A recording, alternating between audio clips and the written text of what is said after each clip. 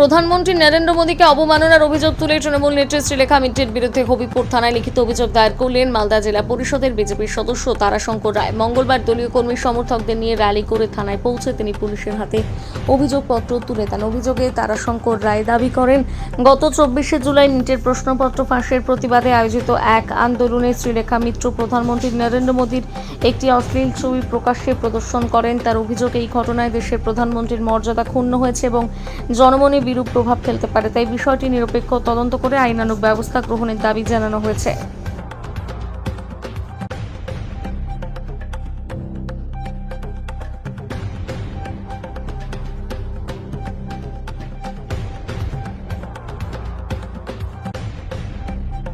আজকে আমরা মালদা জেলার হবিপুর থানাতে আমরা আজকে একটা অভিযোগ জমা দিলাম যে কলকাতাতে ধর্মতলাতে চলচ্চিত্র জগতের নায়িকা শ্রীলেখা মিত্র যেভাবে প্রধানমন্ত্রী নরেন্দ্র মোদীজিকে যেভাবে কুরুচিকর ছবি উনি দেখিয়ে বেরিয়েছেন কলকাতার রাজপথে, এটার প্রতিবাদের পরিপ্রেক্ষিতে আমরা আজকে ওনার বিরুদ্ধে কমপ্লেন জমা করলাম হবিপুর থানাতে। কোথা থেকে শুরু করলেন, কোথায়? আমরা হবিপুর যে পার্টি অফিস রয়েছে, পার্টি অফিস থেকে হবিপুর থানাতে এসে আমরা বিক্ষোভ কর্মসূচি করলাম, ওনার পুষ্পতুল দাহ করলাম। উনি একজন নারী হয়ে তিনি নারীর সম্মানটুকু রাখেনি। আমরা নারী মানে জানি, নারী মানে হচ্ছে মা দুর্গা, নারী মানে হচ্ছে মা লক্ষ্মী, মা সরস্বতী, কিন্তু উনি নারী হয়ে আমাদের দেশের যশস্বী প্রধানমন্ত্রী নরেন্দ্র মোদীজিকে অপমান করেছে। যে নরেন্দ্র মোদীজি যে খ্যাতিনামা গোটা বিশ্বে ছড়িয়ে আছে, উনারকে উনি অপমান করেছে।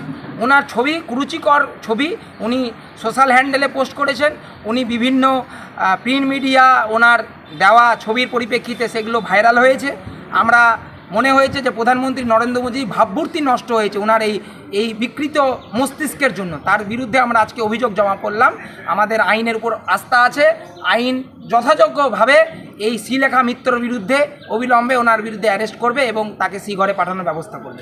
দাবি কি আপনাদের? আমাদের দাবি হচ্ছে ওনাকে অ্যারেস্ট করে শ্রীঘরে ওকে পাঠাতে হবে, কারণ ওনার যে এই কুরুচিকর যে ছবি, সেই কুরুচিকর ছবির জন্য আমাদের দেশের প্রধানমন্ত্রীর ভাবমূর্তি নষ্ট হয়েছে।